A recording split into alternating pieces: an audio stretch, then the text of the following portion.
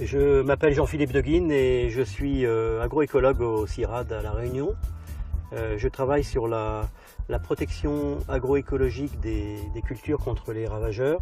Dans le cadre de mes activités, j'ai eu à m'occuper du problème majeur de l'agriculture réunionnaise qui était des mouches qui s'attaquent aux légumes. La situation de départ, c'était des pertes de production extrêmement importantes sur les cultures telles que des cucurbitacées, la courgette, le chouchou qui est une culture emblématique à La Réunion, très cultivée, la citrouille, etc. On a mis en place un projet qui s'appelle GAMOUR, qui veut dire Gestion agroécologique des mouches à La Réunion, et qui était basé sur 3 grands volets, un volet de recherche, un volet de formation et un volet de développement. Ces techniques, elles sont basées essentiellement sur 3 grands piliers. Un pilier qui est la prévention, la prophylaxie, c'est-à-dire éviter que les infestations n'apparaissent ou en tout cas soient très importantes. C'est-à-dire ramasser par exemple sous une treille de chouchou les fruits qui ont été piqués par les mouches et qui sont tombés, et donc qui potentiellement représentent des réservoirs d'infestation de nouvelles mouches, de nouvelles générations, de les ramasser et de les éliminer.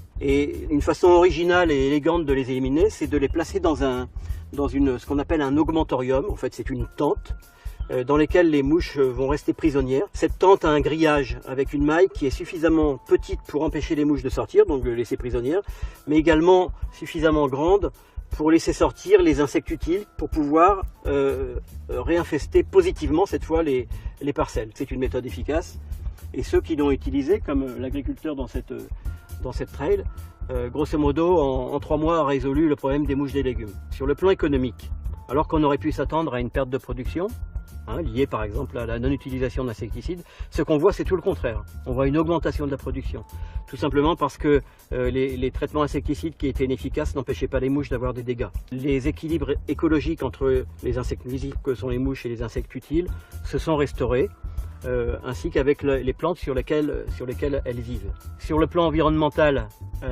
on a une disparition totale d'insecticides chimiques sur les parcelles. Ce projet, s'est terminé en 2011, il a eu une retombée à l'échelle nationale. Il a été lauréat au trophée de l'agriculture durable, un prix remis par le ministre de l'époque. Fort de ce succès, les acteurs réunionnais ont souhaité l'adapter ou l'étendre à d'autres cultures. Nous avons conçu et mis en place un projet dans la droite ligne du plan Ecophyto pour faire de la mangue sans insecticides. Ce projet qui s'appelle Biophyto, il en est à sa première année et jusqu'à maintenant on a réussi pratiquement sur tout notre réseau de vergers à se passer d'insecticides alors qu'en pratique on aurait déjà réalisé plusieurs traitements.